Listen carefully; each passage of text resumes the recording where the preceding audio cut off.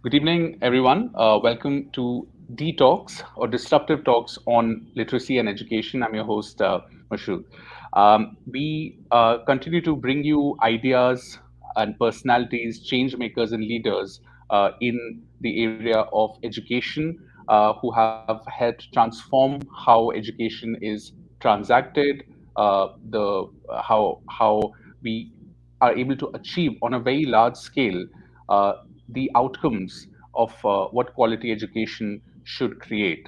And today we bring to you another leader and change maker who has really been a mover and shaker in the area of school leadership.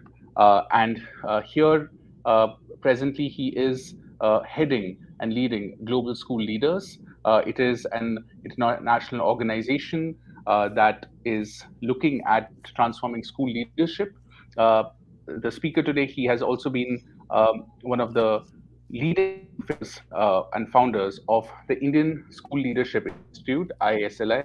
He's been the first CEO of ISLI as well, and previously has been associated with leading universities, including Harvard, starting off as also a teacher with TFI and Akanksha Foundation and Adarshila Kendra as well.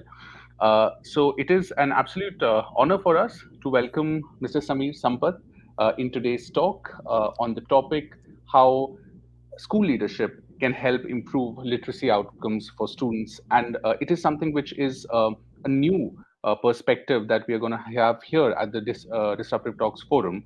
Sameer, truly wonderful to have you here at the Detox. Thank you so much for joining us.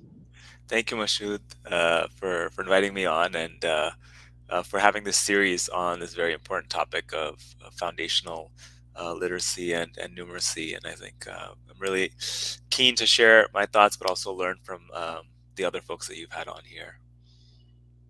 Thank you, Sumit. And it's we were really looking forward to learning more from you on this talk. So far, the series of talks we've had, nearly 150 speakers from around 18 countries. But the issue of the role of school leadership and what the critical role that they have in changing the tide on foundational literacy and numeracy is something which is very new and fresh for this particular forum. So we are really looking forward to your thoughts on this. So, Samit, if you'd like to start by sharing with our audience about the idea behind global school leaders, what is the vision? What inspired you to really start this very interesting and unique initiative? Yeah, of course. Thanks, Mashood.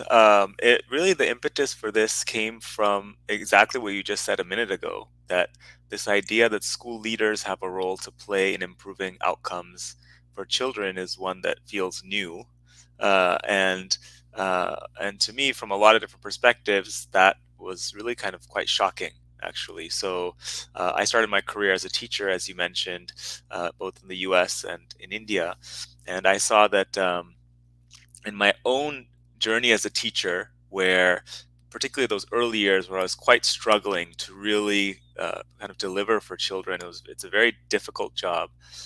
My school principal in wherever I taught actually had a lot of influence over me, right, and kind of giving me pointers and tips for how to be a better teacher, encouraging me when I was feeling really down about my abilities in the role, and then kind of really kind of pushing me to be better and in other areas, and then that skill to do that, and then creating that kind of culture even outside of my specific classroom in the school where the teachers all felt like we could work together. So that for me as a teacher, I had a lot of um, thoughts about leadership, right? And it's like anybody in any job, right? Your manager really does a lot to determine how much you bring to the company or the organization, and teaching is no different. And for teachers, the day-to-day manager, for sure, is the school principal, right? So for me, that was kind of that was the basis for this. But even beyond that, after teaching, I had gone into research, like you also mentioned in the intro, and so my research was really focused on trying to identify what makes for effective schools, right? So you may have, in a lot of cases, you may have kind of one-off initiatives, one-off programs, but where do you have kind of schools that are performing, outperforming or performing at high levels, even though they're serving kids from tough backgrounds, kids coming from, potentially poverty, potentially, parents that have not been through school themselves. And through that research, we were finding that the school leader is really drives a lot of the factors that make schools effective, right? So kind of both of these things, both from a practitioner perspective as being a teacher, as well as from looking at the research, it felt like school leadership is critical. But then when I was looking at the landscape in a place like India, uh, and, and you kind of look at the different solutions, or the different initiatives people are trying to improve the quality of education, you rarely find school leadership as one of those initiatives, right? And that to me is, and still to this day, is very perplexing and very confusing. Why would that be the case? If you talk to most teachers, will tell you the school principal is very important. A lot of research is pointing to the fact that the principal is very important, and yet not a lot of people are actually working on this in a very kind of comprehensive way, and that is starting to change in a good way. So from when we started this work back in 2013 to now, I would say that there's definitely been some progress, um, but it's still, I think, underrepresented and underworked on. And I always think about why that is. And I think for me, there's a lot of different reasons. I think my current working theory is that for, I think, the average person, their schooling experience is either for themselves as a student, or maybe if they have children of their own, then kind of observing school.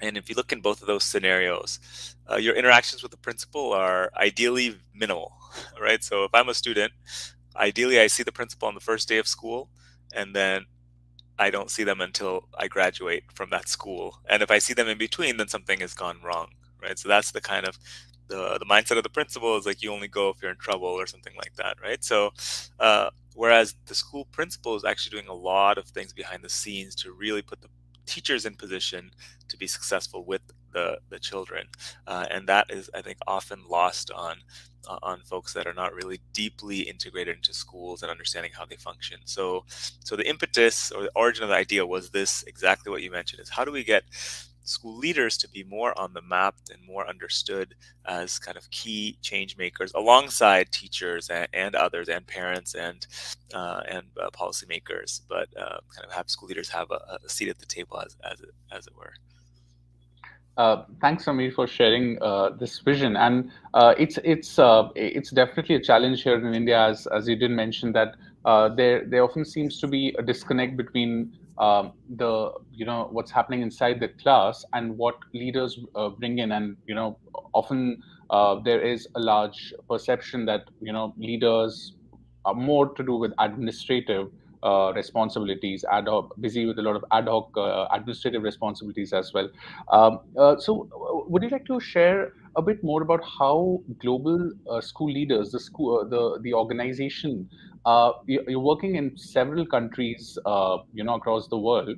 Uh, what is your observation and assessment about the challenges that the school leadership face? How does that vary across the countries that you work with, and what's the background of the schools and the school leaders that you're working with? Yeah. Um, It's a good question. I think there are, I would say there's a core set of challenges that we're finding that leaders face across the different countries where we work. So just to give a little bit of context for those that are not aware, so we started this work actually in India. Through the India School Leadership Institute that you mentioned, myself and my co-founder Azad Uman, um, were kind of involved in ISLI at the beginning. So I was the first CEO. Azad was working at Central Square Foundation at the time, so he was one of the initial grant makers and on that side. And then together we saw that this initiative in India was scaling, and that there were people from other countries that were requesting us to train leaders there. So we started Global School Leaders as a way of supporting people in different countries to do similar types of school leadership training and work in other low and middle income countries. And so we started that work in 2017, and today we have done work in Brazil, Peru, Ghana, Uganda, Nigeria, Kenya, of course, India, Indonesia, Malaysia, and the Philippines. So that's the kind of experience that I'm drawing on this question of what's common and what's different. Um, and I think there's definitely a core set of common challenges across these different places for school leaders that really get to the initial framing that you had for this question around leaders as administrative heads, right? And a lot of people think of school leaders as doing a lot of paperwork, and that is the case. Um, and I think for us, one of the core challenges is how do you get the leaders to reframe a lot of that work that they're doing to really have it be focused on what's best for the students, because I think a lot of times sitting in their seat, there's a lot of requests, a lot of paperwork kind of going back and forth, and oftentimes the role becomes about interfacing with adults as vis-a-vis like district officials, right, and this type of thing. Whereas the core role for the principal actually is what is needed for this set of students in a school at any given time, and some of the challenges on that front are kind of systemic, so go beyond whatever's in the immediate control of the school leader. And so as GSL, we're actually trying to work on some of those to buy kind of some of the research, and I'm happy to get into that. Um, but then part of the challenge is actually within the control of the school leader. And so when we're working with school principals, our goal is to say how, yes, we agree that there are a lot of challenges that are beyond your control, and the role is legitimately very difficult. I mean, I've gone and shadowed many principals, and every time I feel quite overwhelmed by everything that's coming at them. I mean, just spend 2 hours in a principal's office, and you'll see just a hub of activity with teachers and parents and sales agents, everyone kind of coming through, district officials, everyone. But at the same time, there is a set of things that school principal can control within the school. And I think the core set of challenges is how do you actually work on that as a school leader, and how do you actually get out of your office and kind of working with teachers in the classrooms to really focus on improving the teaching there. And there is space everywhere we've seen that there is space for the school principal to do this, despite whatever kind of administrative burden may be on them, right? So I think that's the core challenge. Now, it's not the same challenge, or that's the core that goes across, but I do think there's other specific challenges in different places based on context, right? So whether the school is a private school or government school, what the enrollment is, whether it's urban school, rural school, or different countries are in different, have different kind of cultural context, policy context. So there are a lot of differences as well, and that's why we've set up global school leaders the way that we have.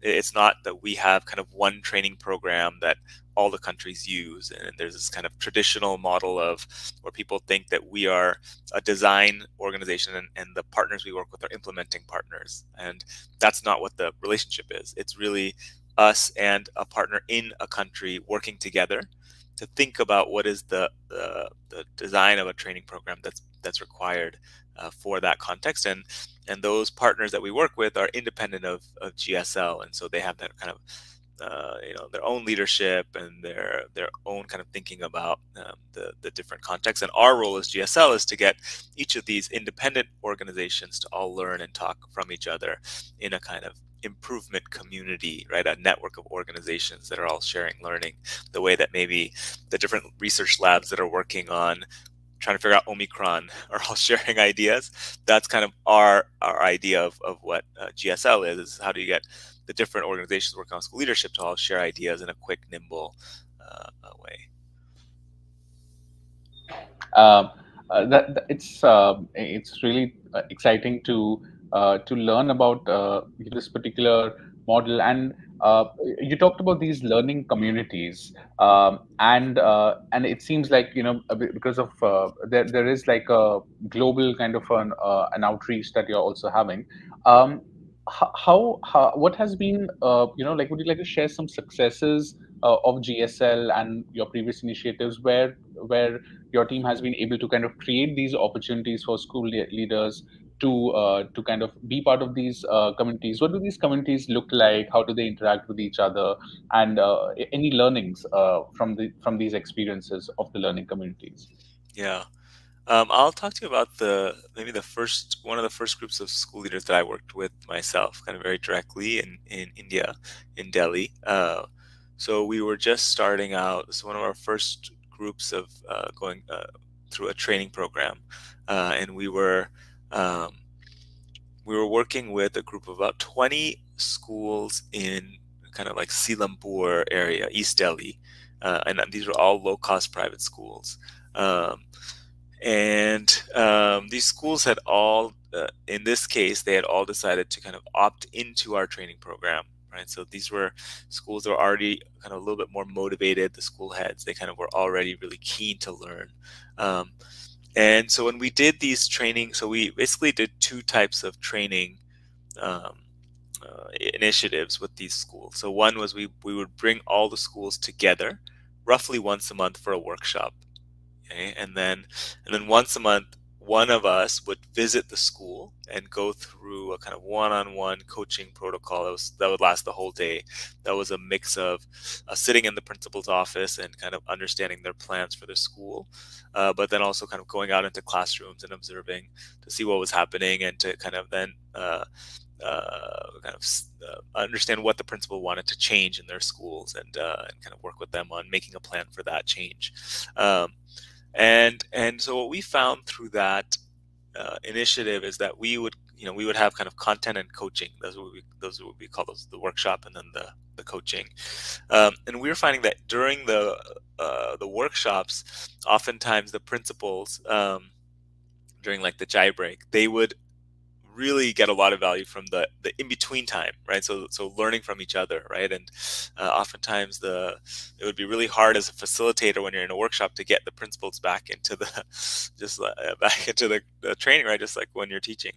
And when we were starting to kind of like listen in a little bit more on those chai breaks, and we realized that the principals actually learned a lot from each other talk to each other. So we basically incorporated that as a third component of community. So in terms of the way the work with principals generally tends to go is there's this three C's approach where there's content, coaching, and community.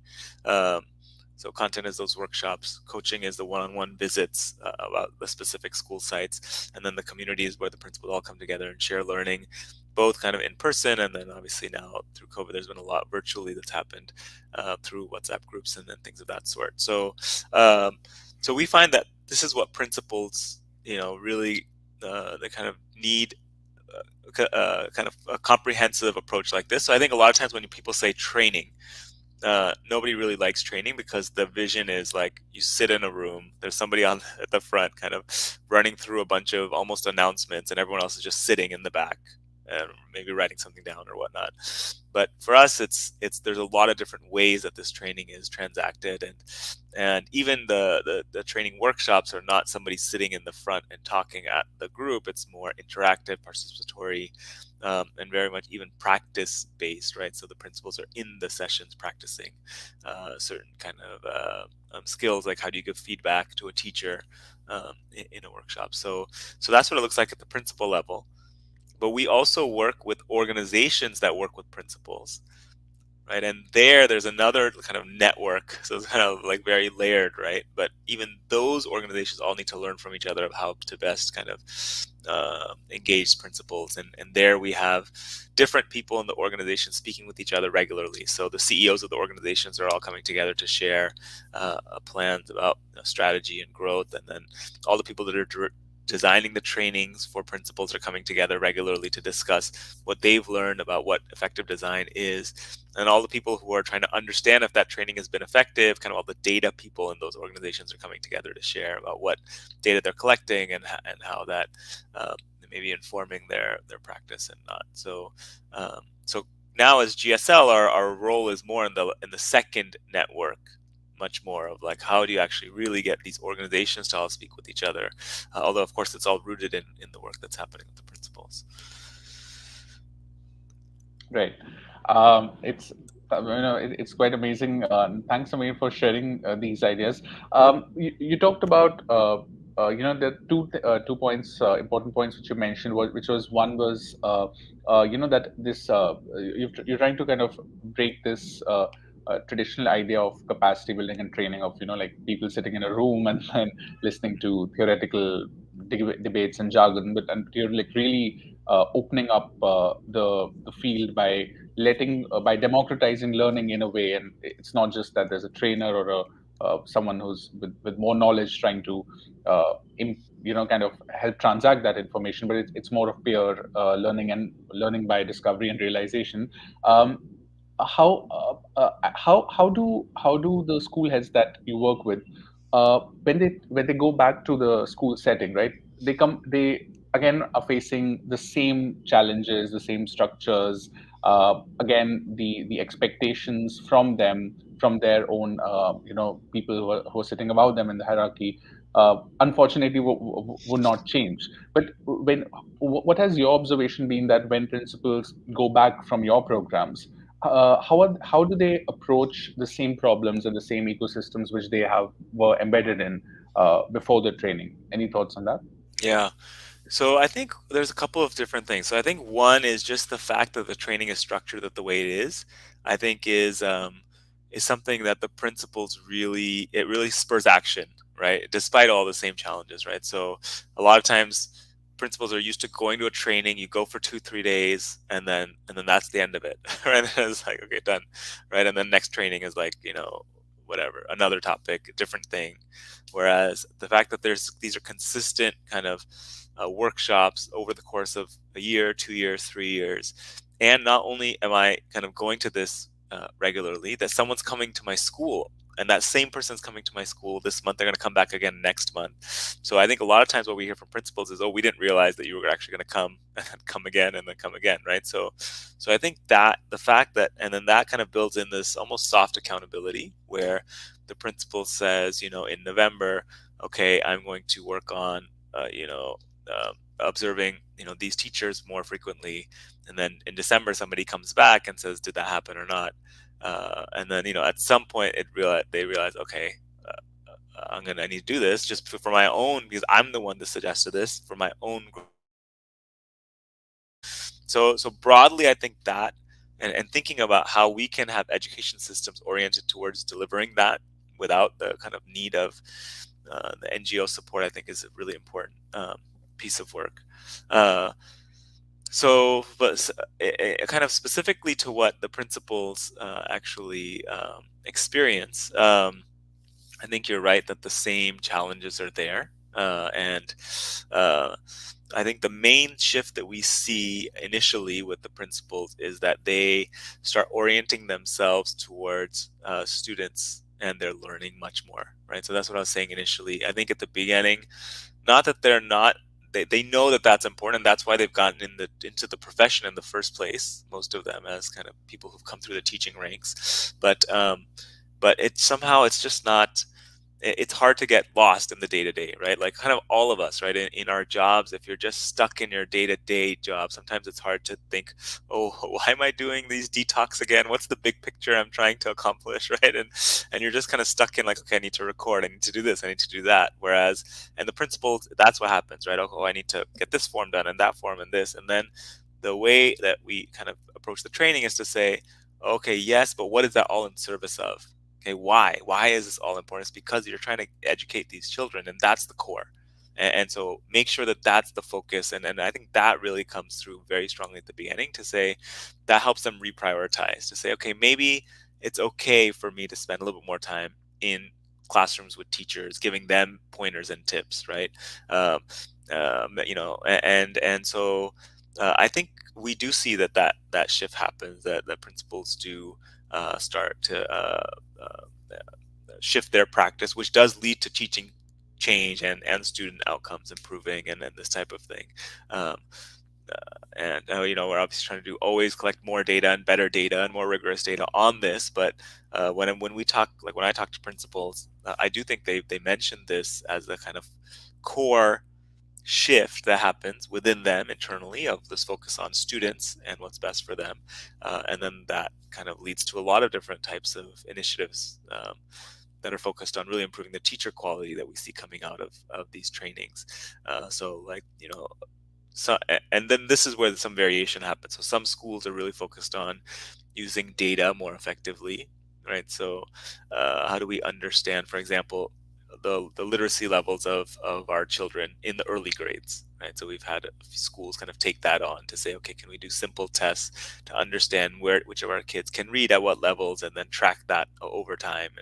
And those initiatives, because they're school wide, are often led by the school principal, initiated by the school principal. Some principals get into extra classes, right? So what does it look like to have extra classes for kids that are either ahead or behind, and how do you kind of support them to reach them at their learning levels? So these are the types of things that we see principals changing. Great. Yeah. Thanks for that, Sameer. And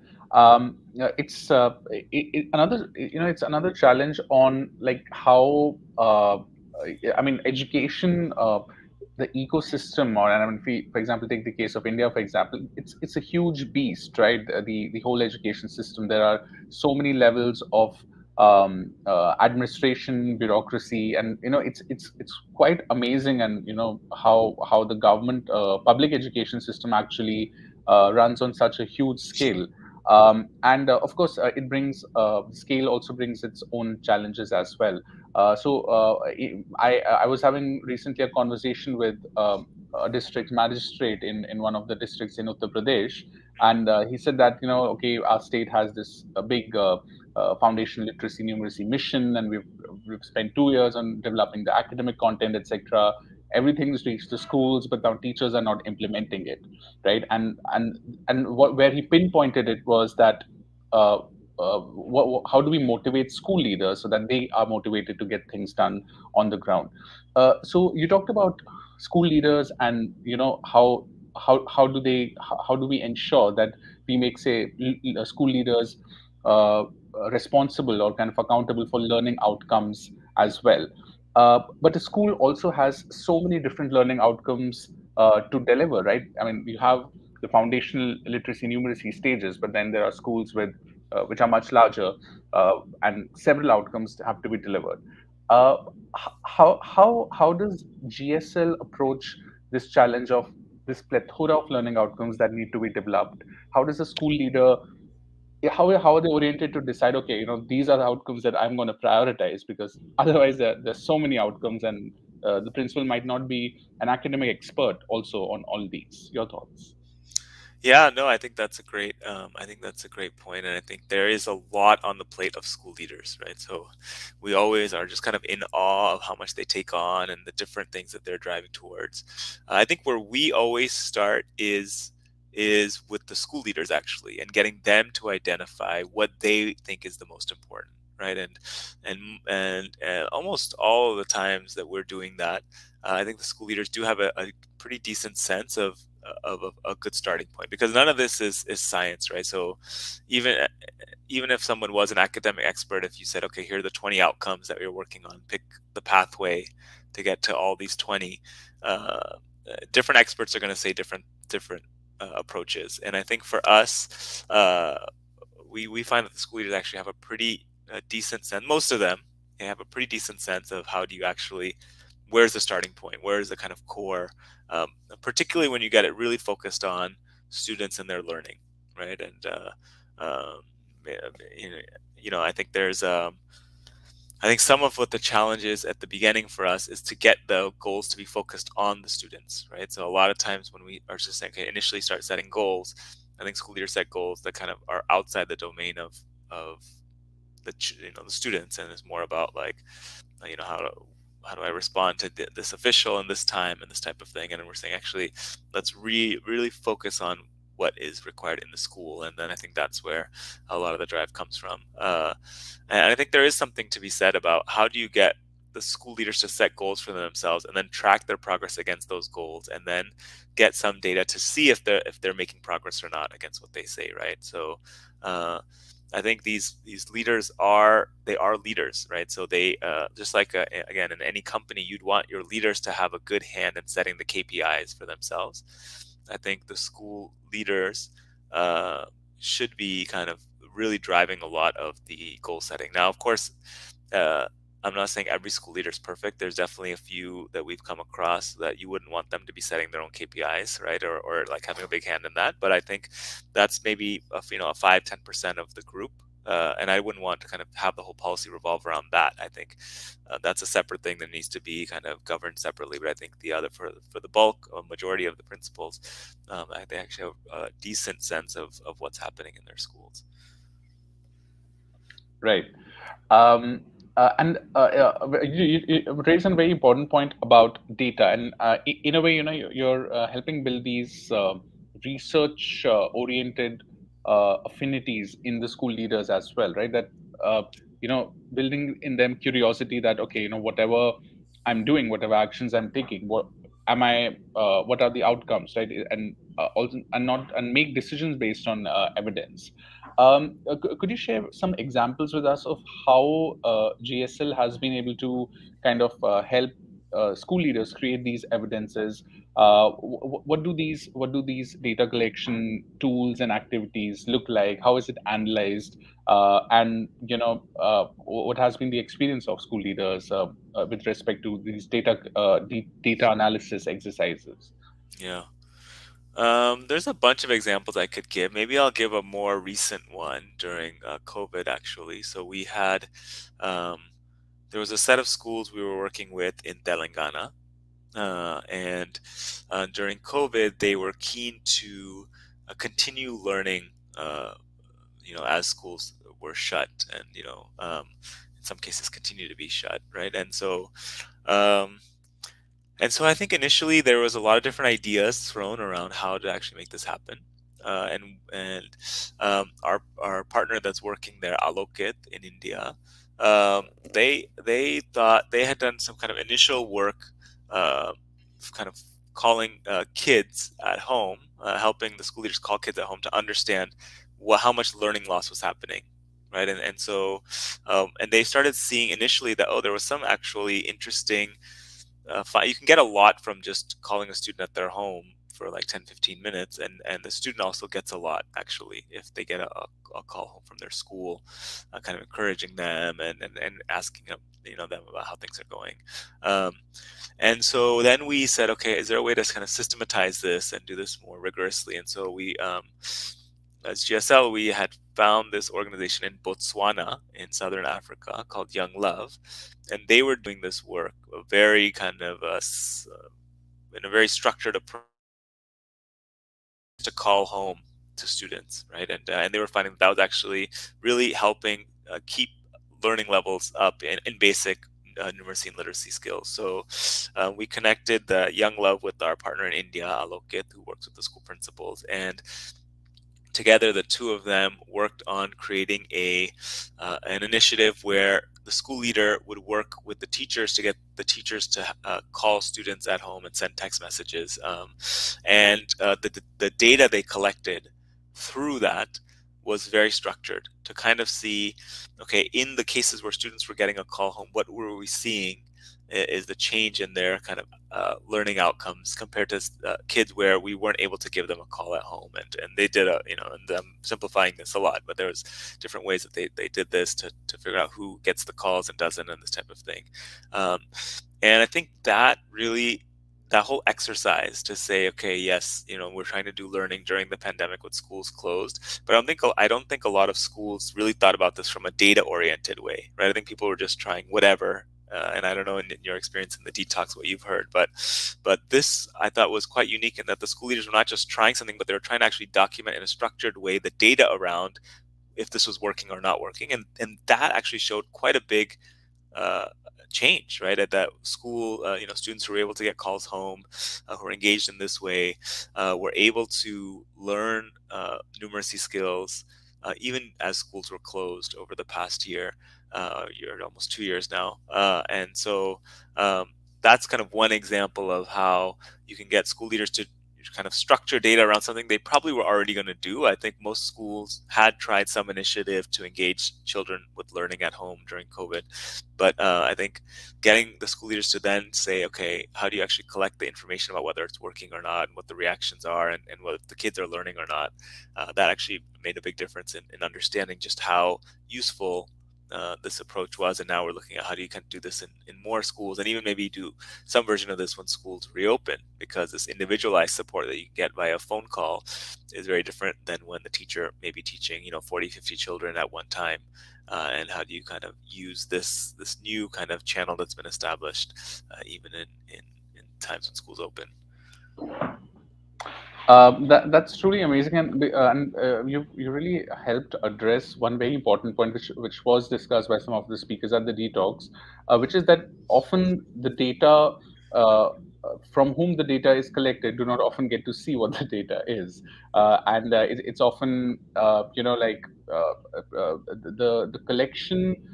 Might happen at the level of the school, the learners, and assessment. There is so much data which is collected by governments, NGOs, external agencies, etc.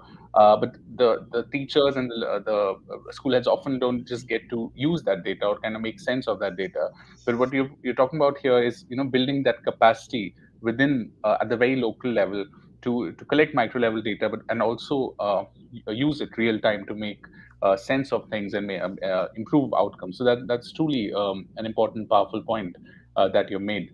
Um, as we kind of also move forward to the question of scale is something which I wanted to also understand. And GSL has really kind of I mean, you're working in so many countries and across so many schools, right? So there's actually so much diversity in how you have expanded. uh, what drove your decisions with respect to the expansion of the GSL program? What was the strategy with respect to which regions would you like to expand to, and what would be what's the way forward? Especially in the aftermath of COVID.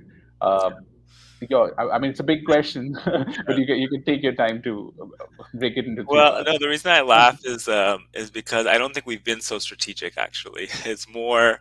I think we've been maybe the opposite of strategic, whatever that is. Maybe just kind of responding to people that are coming to us. I think is how this whole thing got started, right? So the first place we worked out of India was Malaysia, and there wasn't some kind of deep thought about let's look at all the countries and figure out where to work. It was more that there was an organization in Malaysia that had done a lot of work in ed tech, and they were finding that the ed tech initiative wouldn't actually take root in the school unless the school leader was actively kind of promoting that. It's similar to what you said about that district official in UP. It's kind of a similar story, right? Where you say, okay, we have all the stuff, but it's actually not taking hold in the school unless the principal can be kind of, and that's what they were finding in Malaysia. And so they said, we want to improve the quality of leadership in Malaysia, and so that's how we started in Malaysia, right? And so there was this group, and we I mean, it was a little bit more complex than that. I mean, went to Malaysia. We talked to a bunch of stakeholders within the country, government to donors, to other NGOs, to schools themselves, to see what the needs were and what people thought. And a lot of people identified that this school leadership role needs to be strengthened to improve the quality of education. So then we decided to start in Malaysia, and that's kind of similar to how we got started in Indonesia. And those were kind of some of the first few countries. And then in Kenya, it was a little different. In Kenya, there was an existing organization that was there, actually, that had been working on leadership, but kind of school transformation as a whole.